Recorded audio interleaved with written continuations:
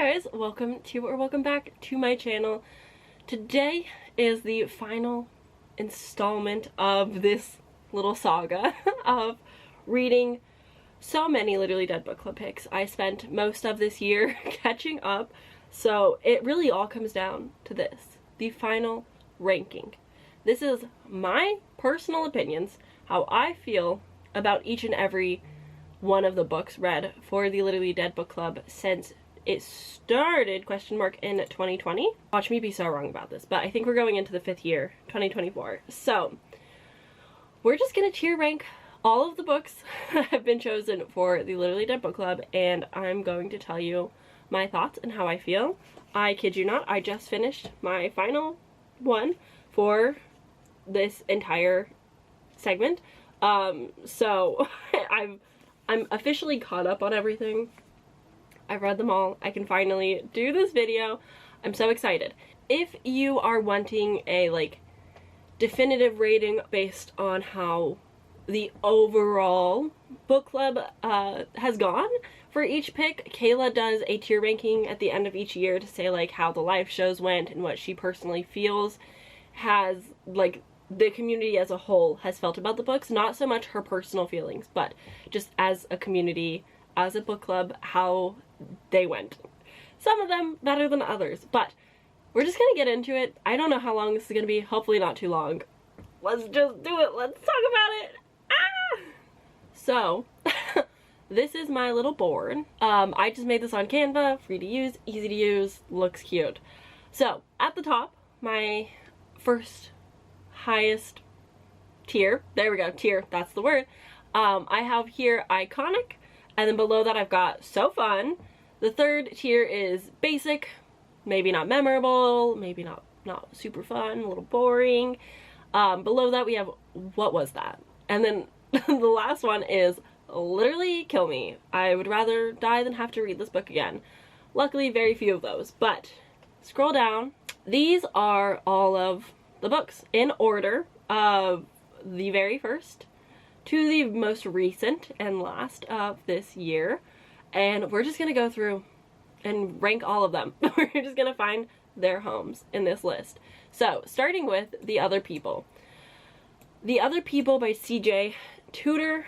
This is honestly so hard to describe. Better concept than execution in my humble opinion, and I'm gonna put this in what was that, because when you tell me that there are these things called the other people that want everyone to experience the grief and pain of losing somebody, and then them just kind of be a casual character that didn't really impact the story and do nearly as much as I wanted. I wanted this to be unhinged and weird, and it just didn't go there for me.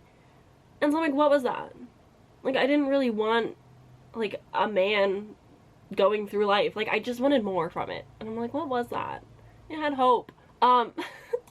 This next one here we have Platform 7 by Louise Doughty. And what was that? This is not a thriller or horror. This is so literary. This is so just woman but a ghost stuck on platform. I just, it baffles me, and it's it's an unfortunate pick. This was not necessarily a bad book. It was definitely not a book for this book club. It just didn't work. It was a little bit silly and goofy. It does have hard-hitting and important themes surrounding relations and abuse, and it is important, but it just man,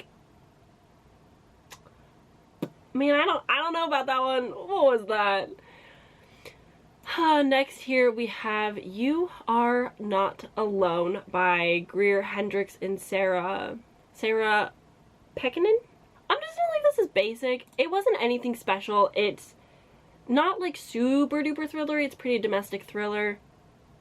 You got a little bit of toxic relationship. It was fine. It's not memorable. I'm not gonna reflect on it often. It was very much, I listened to this book, wasn't feeling it, wasn't for me, don't care, over it. Okay, next one, Fragments of the Lost by Megan Miranda. Controversial, I think, seeing as this one never even got a live show. It was I guess maybe that bad. Again, this isn't really the right book for this book club, but I feel like in the first year, Kayla probably didn't quite know a lot about these books and like what the feels were gonna be, and also just trying to start a book club is a lot, and so I get it. I can understand why maybe not all the picks are gonna be perfect hits. But Fragments of the Lost is very John Green, Looking for Alaska, Paper Towns kind of feel, very melancholy and sad. There is like a bit of a mystery, not so much of a thriller. Basically this girl's boyfriend dies. They're in high school, he dies, and she has to pack up his room for his family because they can't do it. And so she's reflecting on a lot of their memories and their items and just kind of reliving their relationship that was a little bit toxic at times, and then like also trying to figure out the mystery of his death. And so I really enjoyed it. I really liked it, not for what this was. It really was just giving like Paper Towns, Looking for Alaska, those types of feels, and I was just here for it. I was just eating it up. So I know that's very unpopular, especially like in this book club. It doesn't make sense. Okay, next we have the guest list by Lucy Foley. I don't think this is the author for me. I'm gonna put it in basic. Lucy Foley does very typical, sorry to say it, thrillers, mysteries, more so mysteries. You've got multiple POVs and just a lot of suspects, anyone, whodunit type of murder, anyone could be the killer type of thing. They do have a new release coming out in 2024, and I kid you not, it is like the murder mystery, and I will probably still pick it up even though Lucy Foley hasn't been a hit for me. I just feel like she's a little bit boring and basic. I don't dislike it, but I don't love it either. Like, it's just right middle of the road for me. Okay, next one, we've got Zone 1 by Colson Whitehead, and I will preface this by, this is objectively a good book. It just did not work for me. I did not like I didn't care about the writing, even though it is like beautiful prose and everybody raves over his writing, which might be a good reason for you to pick it up, but like the plot was not for me. I'm not into a post-apocalyptic type of things. Zombies aren't my thing, but just post-apocalyptic zombies, not my thing, doesn't work for me. So I'm gonna say, what was that? Because I don't understand why this was chosen.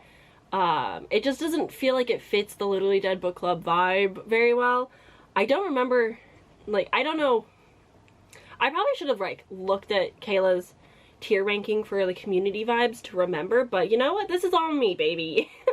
Would I pick up a Colson Whitehead book again? Maybe? Because again, like, the writing was good. It just wasn't a premise that worked for me. So potentially, if anything interests me, maybe. But it just, oh, what was that? I don't want to read about COVID type things. I don't want any pandemic, apocalyptic, none of it. Doesn't work for me. Okay. Oh, this is when the book club starts getting good for me though. So Home Before Dark by Riley Sager, the first Riley Sager to get 5 stars from me. Iconic. Incredible. I have such mixed feelings when it comes to Riley Sager. Like, he is so hit or miss for me. Home Before Dark was just so for me, even though like Riley Sager can be very hit or miss. This one worked. It's a maybe haunted house type of story where this daughter is learning a lot about her past, about why they had to flee this house when she was younger, what was really going on, and her dad had written a book about the hauntings and he had recently passed away, and so she's just like uncovering the truth as she's also like fixer-uppering the house. Like, it's just, it worked for me. It was on the shorter side, it was just a lot of fun, it was pretty well paced. I really liked it. I'm so excited. I'll be reading Last Time I Lied in 2024, and hopefully the other one that I can never remember the title of. I'm gonna read both of those for sure. And then his new release is coming out in 2024 with the first male POV. I'm intrigued. We'll see how it goes. I'm gonna be honest. I'm sure that Kayla will pick it for like July or whatever, because that usually seems to be the time he releases. So I'll probably end up picking it no matter what. But I did not love the synopsis. I wasn't super interested in this, like, boy goes missing in the tent. Anyways, that's not what this video is about, but just know. That's how I feel. Okay, next is Catherine House by Elizabeth Thomas. And I didn't even give this 5 stars, but I think it might go in iconic. Because this was just fun. It's wacky. It's weird. It's one of those books that you're either going to love it or hate it. And for that, it's just like, it's so good. Like, it stuck with me. It's a book that, like, I remember beat for beat. I remember all of the weird things that were happening. It just really worked for me. And it's one of the books that kind of pushed me towards, like, ooh, maybe I like not only dark academia, but just I might like cult-esque type of books more. And so I've been exploring that a little bit this year because of it. And it's just like, so weird. It's so weird. And I loved it. It was just such a fun experience. But I know that this is very hit or miss with people. But I don't know. It was a great time. Okay, next we have One by One by Ruth Ware. This is notorious for being BookTube's least favorite thrillers, like bottom 5. Definitely the worst Ruth Ware from what I've heard. I don't know if I want to put this in basic or so fun. Like, it wasn't anything special. It's about this startup social media company called Snoop, where you can see what other people are listening to, like what kind of music they're listening to. And that's it. Boring basic app. And they go on this little company retreat to the snowy mountains. I'm gonna put it in basic solely for the fact that it could have been better for the twist purpose, for the, like, mystery being revealed purpose, if it just stylistically was written a little bit different. I think that it would have benefited from more perspectives.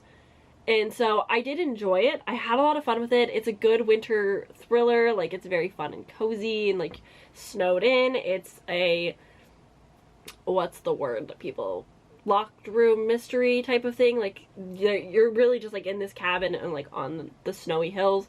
But it's fun. I had a lot of fun with it. It wasn't anything spectacular, though. The twist didn't really, like, shock me in any crazy beyond way. But I would recommend it. I think it's, like, a solid thriller mystery. And then finally, for this year, the first year of the book club, The Only Good Indians by Stephen Graham Jones. I don't know what to do about this one. This is a book that I need to reread again in a year or two to really, like, fully digest it. Stephen Graham Jones is an author that audiobooks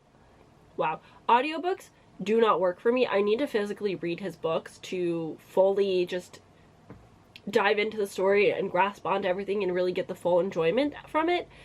So I don't know what to rank this, because I think I'll enjoy it more on a second read when I understand things a little bit better and I get, like, a more clear picture than listening to the audiobook. But also, like, it had some good scares, and it's, like, it's good premise about these 4 friends who are basically being hunted by their past. And it is good, but it's not basic. But I wouldn't say, like, it was so fun either. Like, it is just, like, right in the middle of those. I think for the sake of this, though, I will stick it in so fun. Don't think that this is a fun book, though. Like, it's not fun. Hurrah.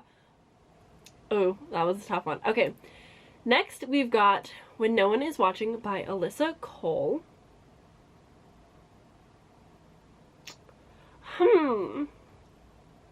This is a book about a girl who has been noticing changes in her neighborhood. Gentrification is ongoing, and she's trying to, like, learn more about the history and what's happened to the people that have moved away, and, like, all of these new developments happening.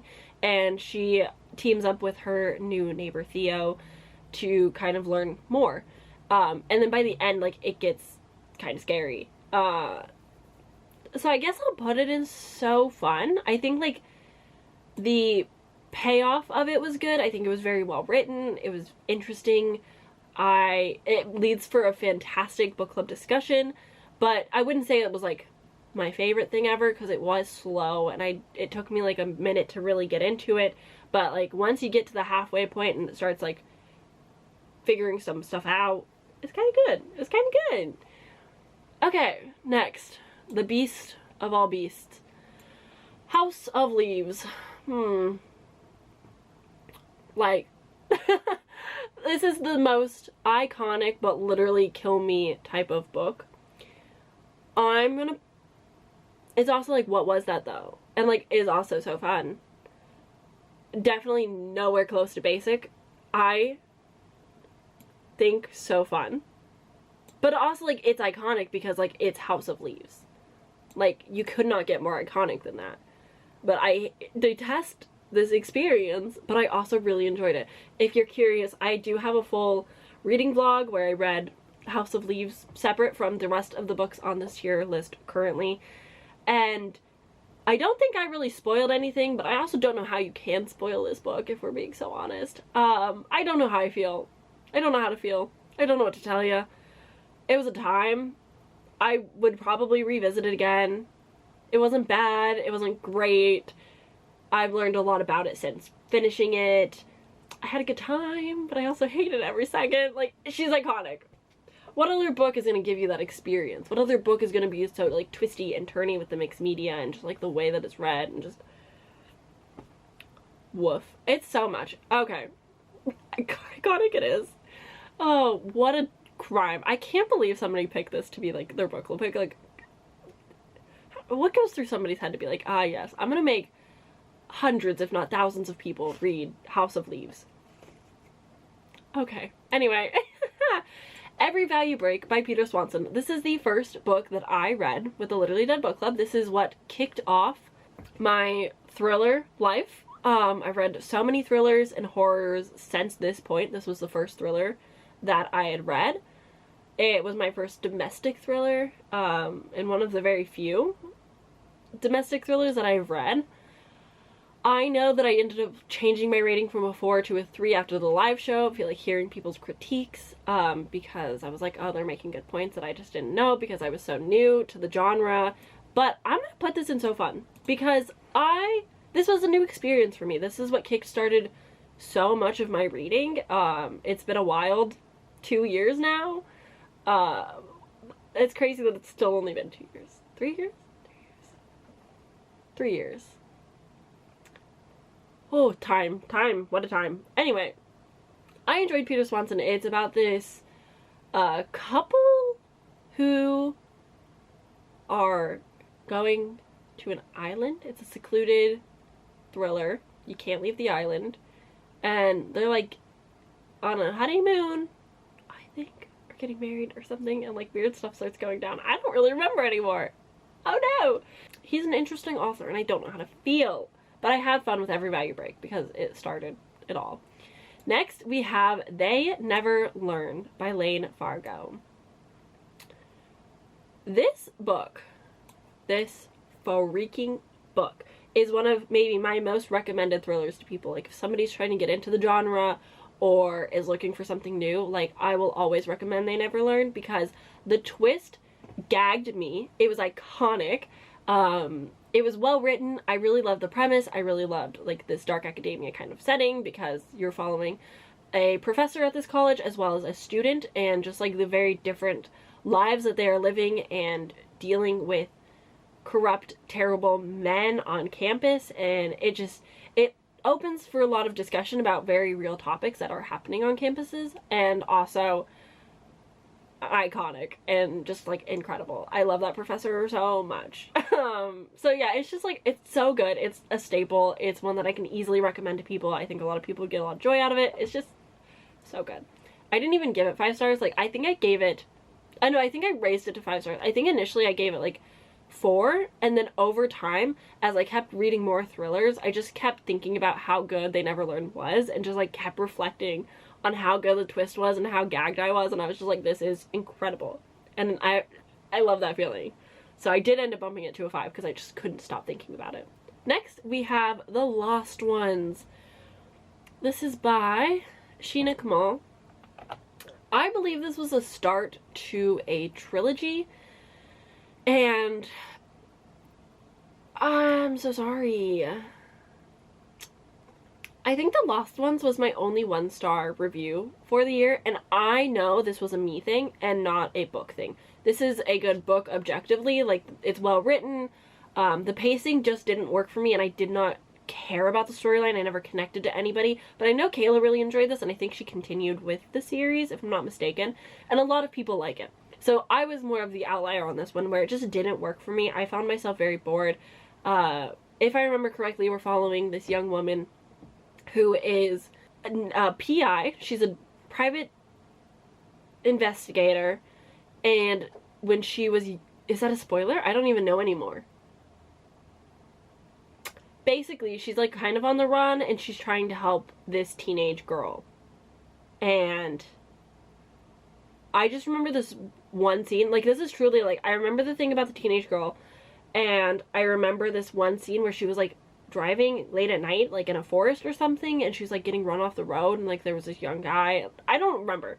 It just didn't work for me. I was very bored, and I just like was not entertained. And that's one thing I have a similar feeling with Kayla when it comes to my thrillers and horror. Like, I want to be entertained, I want to be surprised, I want to have a good time. Like, I want to be shocked by the twists, but I mostly am like looking for entertainment. I want it to be wacky and fun and out there. And yes, I want it to have social commentary and like be true to like life sometimes, but it's very hit or miss sometimes. But yeah, that's how I felt. Okay, Survive the Night by Riley Sager. This was my first Sager. This was the first Sager I ever read, and oh boy, when I tell you, don't start with this one. This one, I was going in, what was that? What woman would ever, I don't care if it's the 80s, I don't care if cell phones don't exist, no, there's a campus killer and you're just gonna hitch a ride with some stranger? No. And the ending was so out of pocket and wacky, and maybe that's like expected for Riley Sager, but I just like the female rage in me. I could not. It was so unbelievable. It was so dumb. No, just no. Which is so funny because my friend Eliza really liked this one. So, like, there is an audience for it. There are people who enjoy it. But just, no. I think this was the worst Sager. I think that's the worst Riley Sager I have thus read. What was that? Oh my god. Okay, For Your Own Good. When I read this, I gave it 3 stars. But it has stuck with me. And I do remember a lot about it because it is unhinged, it is a little wacky, it is unbelievable, but like also maybe it could be true, and it's just like, what is going on? It's like a what was that, but like positive. It's not basic. I gave this 3 stars, but I think that it is fun. Would I recommend this to people? Yes. I think that this was my first Samantha Downing, so I haven't read My Lovely Wife, but I've heard great things about that. But I think this is also one that people can enjoy and have fun with. We're following a teacher, but there's like a few perspectives that we end up following, and then there's like this mystery and people are dying in like a school setting. Again, like it's kind of got Dark Academia vibes. Like maybe that's just my thing. I don't know, but I don't even know how to explain it. That teacher though, that man, wild. Anyway, All's Well, ooh, by Mona Awad. So this was my first Mona Awad, and my first time reading it, I DNF'd it at page 75. And then I watched the live show, full spoilers, knew everything about it. And I tried to read it physically. DNF'd it during part 1, didn't even make it to part 2. And then, a few months later, decided to pick it back up via audio. And after I got past the first part, because it is painful, it is a slog, it's intentional, and it's meant to be that way, but it is hard to read and stick through.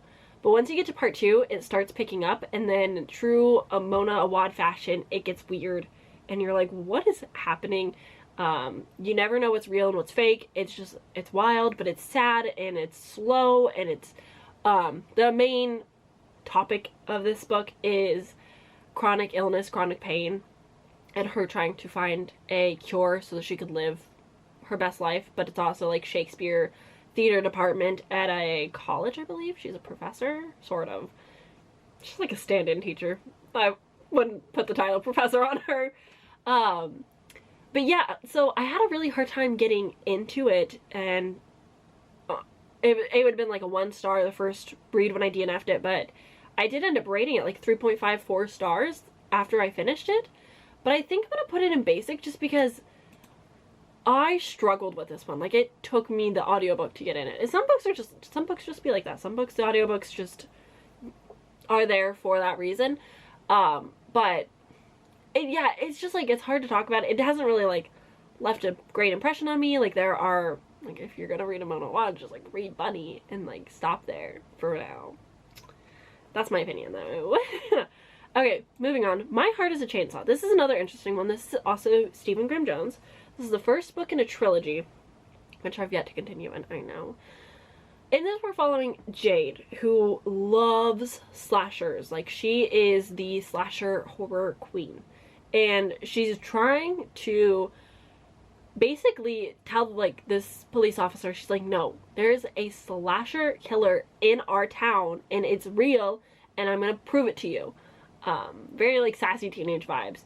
And the first 300 pages, slow, sad, dramatic, literary, melancholy. There's so many words for it. It just, like, is a slog to get through. I physically read this with the audiobook, and if it wasn't for the book club, I might have actually DNF'd it, because a lot of people do, and I get it. But those last 100 pages really are worth it. I would say, like, the first 300 pages were like a 2.5, 3 stars.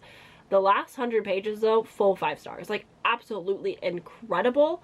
Loved it. I really liked learning more about the characters and everything. This is very stream of consciousness, so I understand why it doesn't work for people, but I love the ending. But I'm gonna put it in basic, I think. Is that right? I don't know. Because, like, if the first 300 pages weren't what they were,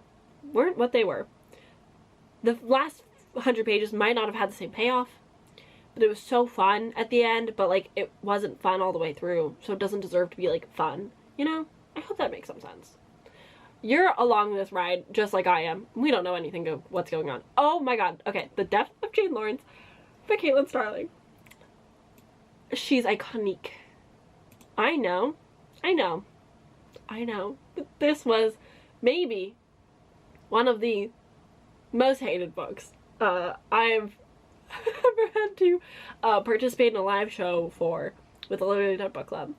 I love and adore this book. It is a 5-star absolute favorite, like in my top 10 books of all times, maybe even top 5. It stuck with me. I love the ending so freaking much. I recommend this to everybody and anybody. I made my friend Melody read it, and she loved it and adored it just as much as I did. I made my mom read it. She did not love and adore it as much because she did not have the brain power to understand the ending, and that's so fine, but I love it. I love the romance. I love the characters. I love the haunted house. I love the gothic vibes, the historic vibes. Like, I just love everything about it. And I know I'm the outlier. I know there's an audience for this. I know that, like, it's so funny how the Literally Dead Book Club, in November, we get to pick the final book. And it's usually 4 thrillers head-to-head with 4 horror. And horror typically wins. And it's always such a gamble with what, like, the community chooses. And this is one that the community chose, and it was not very well loved and received, but I freaking loved it. It wasn't on my radar. I probably never would have picked it up. I am a stan. I love and adore it. It is, like, my favorite thing ever. Iconic. So good. I can't wait to reread it. Oh my god. Okay. Razorblade Tears by S.A. Cosby.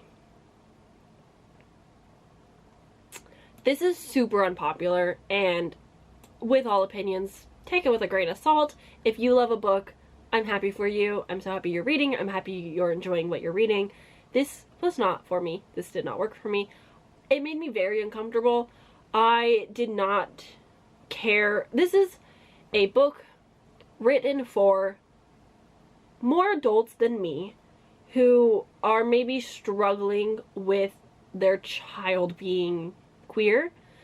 And I'm not that audience. I am not a white dad who hates gay people. Like, it just, like, that isn't me. And so I didn't like the twist. I really hated the twist. It made me feel really icky. And I don't have pity for these dads who abandon their sons, and then their sons get hate crimed, and it's still about these, like, not white, because one of the characters is black, I believe. But, like, I don't care about these homophobic dads getting a redemption arc after their kids are dead. Like, that just didn't work for me. It made me uncomfortable. I didn't like it. I know it's really popular. People do really enjoy it. There's definitely an audience for it. So if it's interest to you, don't let me sway your opinion if you want to pick it up. But just know, like, it didn't work for me. Check trigger warnings. It's heavy. I've heard a lot about, like, good things about all of his books, truly, but I've heard a lot about All Sinners Bleed, I think is the title, and I've heard good things. I might pick it up. I'm just like, I don't know. I don't know. Okay, next we have The Paris Apartment by Lucy Foley. What was that? The second half of this book was promising. I really liked the direction that the second half went, and if that was the whole book, I would have enjoyed this more.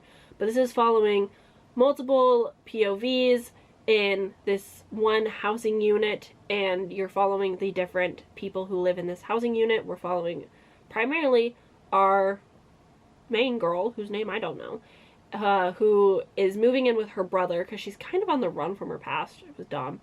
And he disappears. He goes missing.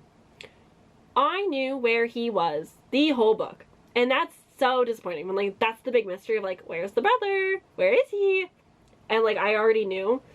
That was a letdown. Also, trigger warning for self-harm. I don't know why Lucy Foley keeps doing this to me. And it makes me really not want to pick up her books, but she always has a young female character, who on page harms themselves and or talks about it often, and, like, that's triggering sometimes, and I don't always want to read about it, you know? Like, it doesn't work for me. So, gosh, going into it, it was a fine time. Like, it was fun and silly at times, but it just, like, the first half was so dumb. The ending was quite dumb. There's just so much about it was dumb. Like, what? Why? Okay, next we have All Her Little Secrets by Wanda M. Morris. And I think this has a, like, prequel companion novel that I am interested in picking up. This one's mixed feelings for me because it was fun. Definitely more on, like, the legal crime side, but also, like, amateur sleuths, but I think done a little bit better and had, like, good reasonings for not working as much with the police and trusting them, which is, like, a point in my books because I really am not an amateur sleuth fan. Like, that does not work for me most of the time. But also, like, there were things about it that just, like, were a little bit dumb, but I really liked the book club live show and the discussions around it. So I think I'm just gonna leave it in basic. Like, it was a good time. It was fun. I would recommend it. I think a lot of people will get enjoyment out of it. The discussion was really good and really insightful, and I really liked that. But, like, it just wasn't fun all the way through. I think she's like a lawyer or something, and some of it was interesting, some of it wasn't. The ending was a little bit like meh. Yeah, it was just like a very mid book for me, but I definitely am interested in the, like, prequel, sequel, next. Confessions by Kane Minato. Again, the Dark Academia book really do be doing something for me most of the time. This is iconic. This is iconique. This is one of my favorite books of all times as well. Wow, it's wild. It's short. It's following a few different perspectives after the death of a teacher's daughter who drowned in the pool. And she is talking to the class the last day. She's quitting. She's getting the fuck out of there. And drops a, like, mic drops bombshell on them, like, I know how my daughter died, and I know who did it. And they're sitting in this very classroom right now. Circle around and we'll have a little story time. I won't name drop, though. And then you're seeing, like, everything that happens after that. And the ending, like, the last chapter. This book will never leave me. I recommend this often as well, but it definitely is like, I'm recommending it to you. It does have some issues. Not everyone is going to like it, but oh my god. It's just like so unhinged and so fun and so good, and I will never forget it. I'm so excited. I will probably reread this in the future in like a year or two. It's just wild. It is wild, and that is all I can say. It is wild. Wow. Okay, moving on. Hide by Kirsten White. So fun. I know. Controversy. I am a Kirsten White stan. I really love her horror books. They really work for me. I have Mr. Magic. Loved and adored it. I like Mr. Magic more than Hyde for sure. But I love the amusement park setting. I love the, like, the hunt of the game. The, just, I don't know, it really worked for me. It's like you're following one main person. And then you're following one main person as they go to, like, this competition kind of tournament, Hunger Games type of dealia. Like, you're going to an abandoned amusement park, winner gets money. And you're also gonna see different perspectives of, like, people as they get seeked. It's like a game of hide and seek. It just really worked for me. I don't know what to say, man. It's just a lot of fun. I loved the setting so freaking much. I loved it. I had so much fun. So yeah, I do recommend it, but I also, like, recommend it with the caveat of, like, a lot of people don't like it. So, sorry, but her books work for me. I don't know what it is. Okay, next we have The House Across the Lake by Riley Sager. This one goes there, and if you know, you know. And I like that. The ending just gets wild. Leading up to it, though, is, like, a little nauseating. Unreliable female narrators written by a man just, like, sometimes don't work for me. She's so drunk the whole book that it is very hard to sit with her and, like, care. But she flees her traumatic past because her husband died, goes to, like, this lake house, and the new couple move in across the street, and she's just like, well, this is entertaining. How much fun can I have watching this couple? This young celebrity rich couple. And then, like, the ending just, like, gets wild and wacky, as Riley Sager does. And I really liked it, but I also hated it. So I think this one is just gonna go in basic, because it wasn't so fun, just because, like, the main character at the start was just, like, a lot. Just, like, get to the point, you know? So, not quite so fun. Okay, next we have What Moves the Dead by T. Kingfisher. This is a horror novella. It's a take on Edgar Allan Poe's The Fall of the House of Usher, but with, like, such a cool twist that I loved and adored. If you read Mexican Gothic, like, very similar vibes, very gothic. I loved how short it was. This is my favorite T. Kingfisher I've ever read so far. There's still quite a few I need to read, but from the ones that I've read, so good. I'm gonna put this in. So fun. I love the hairs. They're so creepy. I love the this take on a classic. It just really worked for me. I think a lot of people really enjoyed this. I'm very intrigued to see what the sequel is all about, because I don't know. I don't know what to expect. I love the covers, though. They're very fun. Okay, next we have The It Girl by Ruth Ware. Another dark academia. College reunion. Friend died in the past. Truth is coming out of this reunion as, like, they're all starting to get back together. Twist, if I remember correctly, I think her name is Hannah. Oh my god. If that's correct, go me. I think she's pregnant. And that's, like, a big thing. And, like, her and her husband went to school and, like, are in the same friend group. I hope I'm remembering this correctly. But the ending, I think, was satisfying and well done. It was a little bit shocking. It worked. It just, like, it worked for me. So I'm gonna put this in. So fun. This was also my first Ruth Ware, and I did really enjoy it. It does really hit, like, the same beats as a lot of dark academia, where it's, like, a reunion, very much similar to In My Dreams I Hold a Knife, which I read after this, so I know it's not, like, a fair comparison to say, like, I prefer this over that, because one did come first, but sometimes that's how the cookie crumbles. It just happens that way sometimes. But I thought it was fun. I really liked it. My book got eaten by the dog. It was unfortunate. It happens. Okay, next we have You're Invited by Amanda Jayatisa.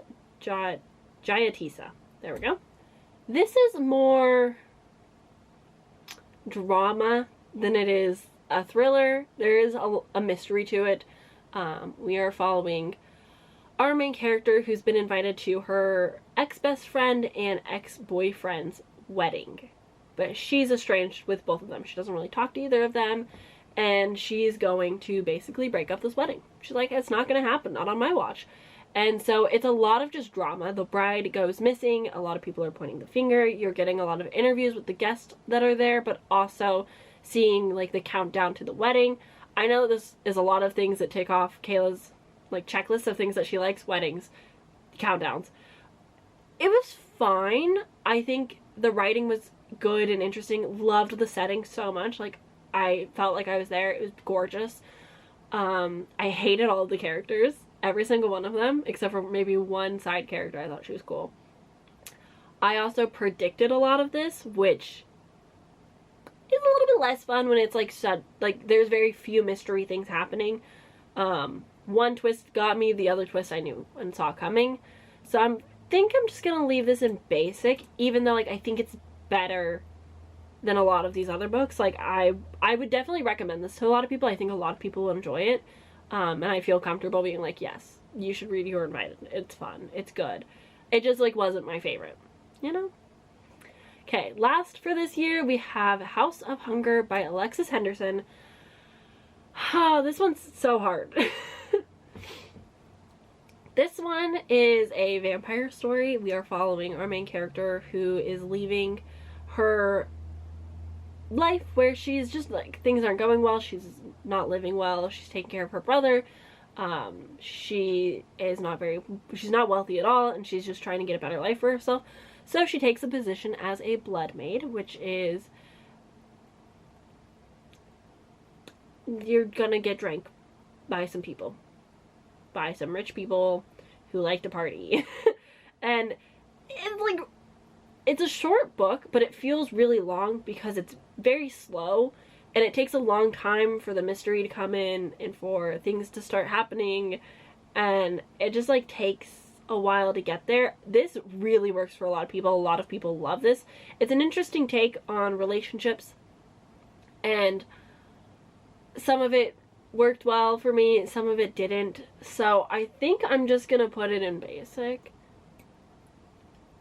because it wasn't my favorite. It took me a while to get through, and I mean, no kidding, did it take me a while to get through? I put it off for a fucking year.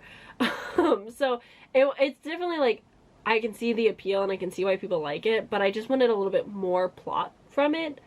Just because like the build-up was too long for such a slow book. Okay. Next, we have Finlay Donovan Jumps the Gun by L. Cosmino. This is the third book in the Finlay Donovan series. There's going to be 6 or 7 books, I think. They're fun, though. I binged all 3 back to back to back because I was preparing for this live show. So I binged all of them, and they were all fun and like such a hoot. I get cozy mysteries if it's like this, like funny cozy mysteries where it's just like wacky and ridiculous and like would never happen, but like is so fun. The first book kicks off with our author, Finlay Donovan, talking to her agent in a Panera. I don't know why that detail is so specifically in my brain. And she's pitching her next book, and somebody overhears Finlay and decides to leave her a little message being like, hey, want to kill my husband for money? I would greatly appreciate it, because she thinks she's a hitman. And then it just like is wacky antics from there, and it just like is so funny and such a fun time. So it has to go and so fun, of course. A lot of people stopped enjoying the series as it continued, but a lot of the people who didn't like the third book as much read each book separately, like as they came out, rather than like how I read them as like a binge back to back, where it was just like a fun continuation. I'm intrigued to see where the story could go. I think the next book is going to focus a lot more on the friend slash maid, and I'm intrigued to see like that in the next book. I don't know where it could go from there. It's very hit or miss. Like, I don't know if I would enjoy it if I just like sat down and read one a year, or if I just wait until they're all out to just like binge them and like have a fun silly time where I can turn off my brain and enjoy it. I don't know. We'll see, we'll see. Next we have The Spite House by Johnny Compton. This one I don't know where to put. This is a kind of haunted house story. We're following a dad and his 2 daughters, and they're kind of on the run, and they move into the Spite House, which is really inexpensive, and or like they're paying him to be there. I think they're paying him to move in and prove that the house is haunted, like just capture that it's haunted. And so you're just kind of seeing that play out. The twist got me in the end. I did not see that coming, and I thought it was pretty interesting and well done. But it's a shorter book, but it was really kind of forgettable at this point. Like, I enjoyed it in the moment, but now it's been many months later, and I really don't remember a whole lot, so I think I'm going to put it in basic. It certainly wasn't my favorite haunted house story. Okay, next we have The Writing Retreat by Julia Bartz. Iconic. The Writing Retreat was so good and so fun. The first half is like this gothic haunted house horror, but the second half is like this most thrilling thriller. It's just so good. It's like such a perfect mix of things. I'm so excited to see what Julia Bartz comes out with next. This is about this girl who just idolizes this one author, and every year this author has a group of women come to her personal home, and it's like a writing competition. Like, they all spend time working on their novels and writing it, and also like spitballing ideas on each other and just like working together at this little writing retreat. But also whoever writes the best book will get published by the end by the author, and basically is like guaranteed success because they're so famous. And it's incredible. It's such a good winter thriller because it's snowy and like wintry, and like they're stuck in the house because of this bad snowstorm, so it's a locked room mystery isolated situation. The ending, like the second half, I was not expecting it to go in that direction, and it just did, but I loved the first half so much, and like the vibes were just incredible. I love women, I love seances, I love witchy ghosty things. It's just so fun. This just really worked for me. It was a perfect 5 stars. I'm so happy to have picked it up. It was great. Okay, next we've got Whisper Down the Lane by Clay McLeod Chapman. This one is interesting. This is a book kind of based off a real event during the Satanic Panic. It says a lot.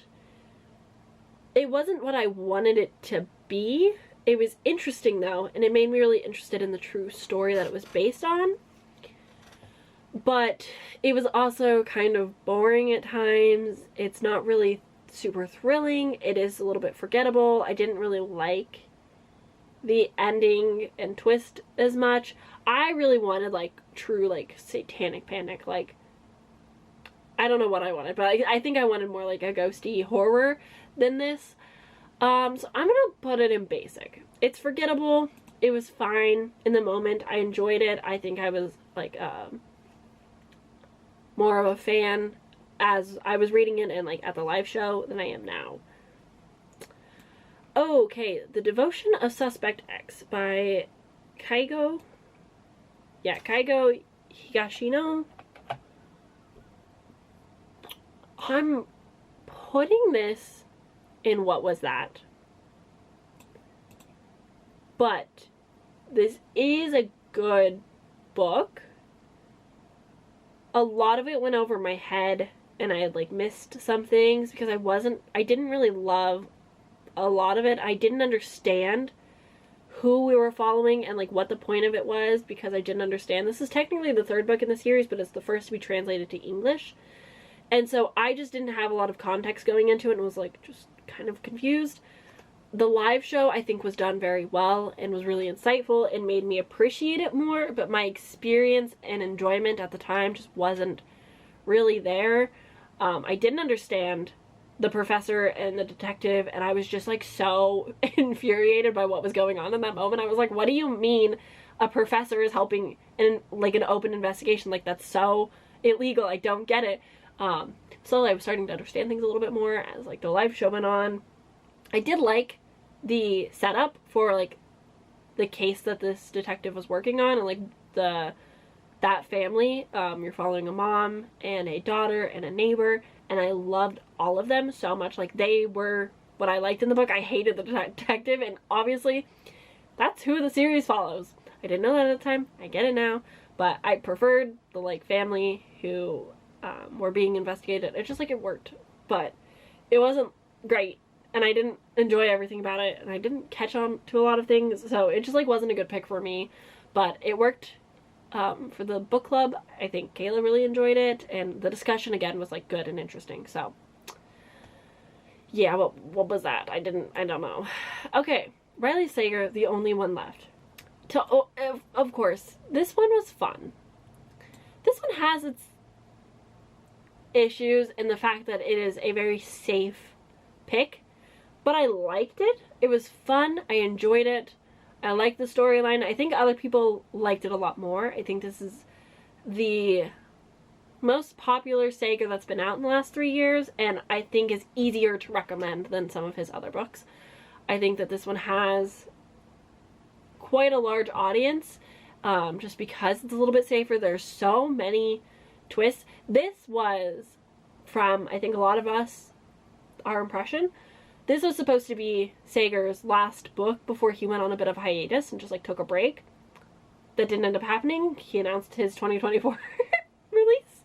So maybe that'll be the last one for a little bit, but I thought this was going to be his last one for a while. And that's why he was like pulling out like twist after twist after twist. A lot of them you saw coming. A lot of them were just like so out of pocket you couldn't see them coming. So they were just like fun and wacky. It was a good time. I enjoyed it. I didn't expect a lot of it. It had fun. I liked the premise of like this author who, a similar story to Lizzie Borden basically. Lizzie Borden is name dropped though, so like canonically this book happened around the same time period, or like the same existence of Lizzie Borden, and I was like, okay, they're too similar to like whatever. That was my only gripe. Okay, next we have A Twisted Love Story by Samantha Downing, which, like I had said, I had just finished this today. And not popular with the community, for sure. This book didn't know what it was trying to do. We're following Ivy and Wes, who are in a very like on and off again kind of toxic relationship where they just love the honeymoon phase and the thrill of falling back in love. So they're just constantly breaking up and like trying to get each other back and make each other jealous in unhealthy ways, just going back and forth, while they come together once again because they have a common enemy, which is a detective that is looking into a mysterious potential accident that they were involved in. And you know, the live show criticisms are so real. Like, this book is dumb, is pointless. I was listening to this and actively like, what is the point of this? Like, is this a mystery? When is it gonna get thrilling? Like, what is going on? I don't understand. It was like a romance, but like not really. Like, there was maybe 2 parts where I was like, oh, they're kind of cute. But like, it wasn't really a romance because you don't really see these characters in like any romantic setting besides like this toxic cycle of trying to make each other jealous. The mystery was dumb and pointless. This head hopped so many times. Like, you'd be in one paragraph and then the next paragraph is a different person's perspective and it goes on, and I would get lost because I was just listening to the audiobook and I was like, what is going on?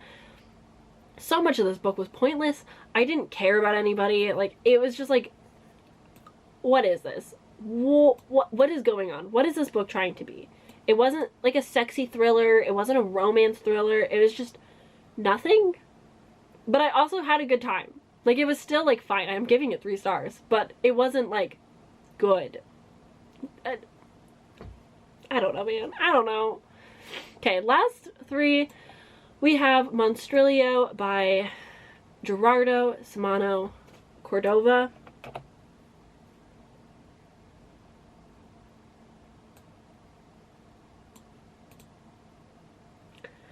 It didn't work for me. And let me preface by saying this is some of the most beautiful writing. A gorgeous debut. Like, the fact that this is somebody's first book is incredible and well thought out and well done and well loved and is getting the love that it deserves. But it just didn't work for me. I don't care about books that deal with grief. Like, they're very hit or miss for me. It's not a topic that I really care to dive into. I didn't care about the characters. I didn't enjoy the storyline. This talks a lot about sex, and that's just something that makes me personally uncomfortable in a lot of books. I know that, like, sometimes I'll read smut, but trust me, smut makes me uncomfortable. Like, it's very hit or miss for what works and what doesn't, and, like, it just made me a little uncomfortable, just the way that it was talked about, and I know, like, there was purpose to it. I get it. It just didn't work for me. I just didn't like it. I just didn't care. Sorry. I do recommend it, though. It's a book that I've been telling people, like, if you are interested in it, please pick it up, because it's got an audience. It's good. It just didn't work for me. Okay, next we have The Family Game by Catherine Stedman. And this is a good Christmas thriller, easy to pick up, set in the Christmas times. We are following our main character who's dating this guy, but then she gets pregnant, so now they're gonna get married, and she has to meet his very wealthy family who also like to play games. And it's a little silly and a little wacky. The games were fun. She had to play hide and seek slash a find this item game, but, like, also a Krampus was trying to get them, and she was playing with the kids. It's fun.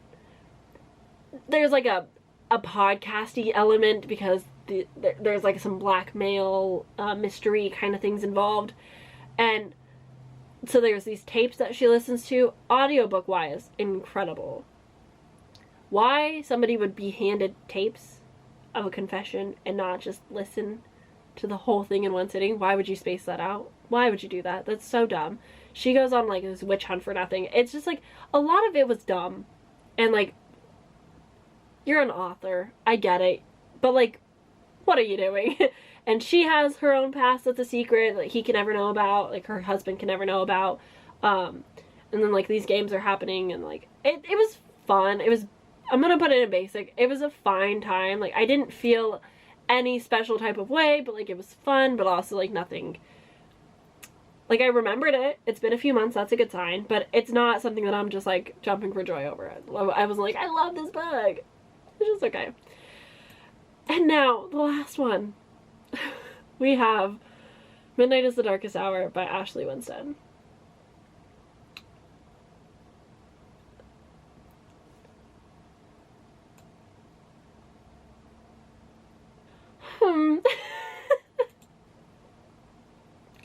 Huh. Well, what was that?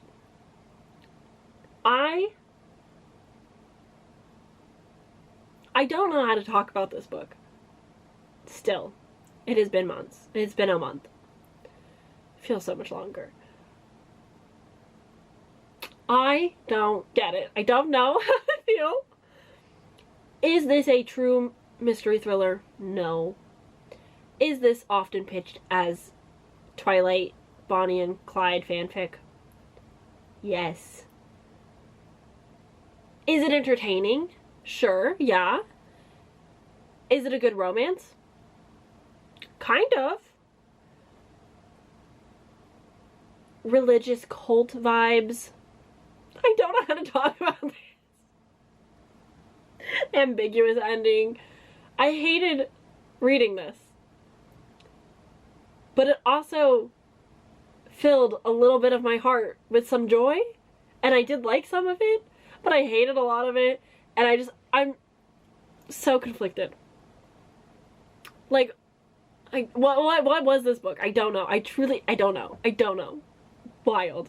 Anyway. we're gonna move on. Okay, that's the video. I have now tier ranked all of them. So we've got 7 in iconic, which is pretty good, and only 3 in I would rather die than read those books. Not bad. Honestly, this went pretty well. I would say that for the most part, I have more good. How do I word this? I would say traditionally I have better luck in this book club than Kayla or some of her cast members. Like, I'm pretty easy when it comes to thrillers. Like, you really have to do certain things to just like make me not enjoy it. But overall, like, the picks that I read because of Kayla, like, are entertaining and good. There's always going to be outliers that just don't work for everybody, but for the most part, I love this book club. It is so much fun. I obviously, like, am a big supporter. I've done 3 videos back to back. I have the merch. I am a fan. I've been actively participating for 3 years. It is special to me. Kayla is a big reason for why I not only have gotten back into reading, but like read thriller and horror. So it's a fun book club. I recommend people join it when they can. I obviously actively pick it up every month when I can, but I know that's not something everyone wants to do or can do, but it's just fun. I love discussing books. I love having booktube and book clubs be on the internet so that we can all chat about reading, because reading is such a solo hobby and it's really hard to find people in like your everyday real life who read like we do. So it's just fun having somewhere we can just scream and chat about books, and I love it. It makes my heart so full. I just love engaging with these types of communities where we can just talk books, because that's really what we're here for. So thank you for watching. I hope you enjoyed. Let me know what your favorite or least favorite on this list is. If you participate in the book club, like, what's your favorite from the book club? What have you despised? Please tell me. I would love to know, because truly, so fun. It's so fun talking about books. I just love it and adore it, and I really do care about people's opinions. So let me know in the comments. Give this video a like, subscribe, do all the booktube things, the YouTube things. It does help people out. It's the end of the year. I know we're all watching YouTube because we're all on holiday. Give content creators the love, because it makes YouTube happier, okay? Thank you. Thank you for watching. I'll see you guys later. Bye.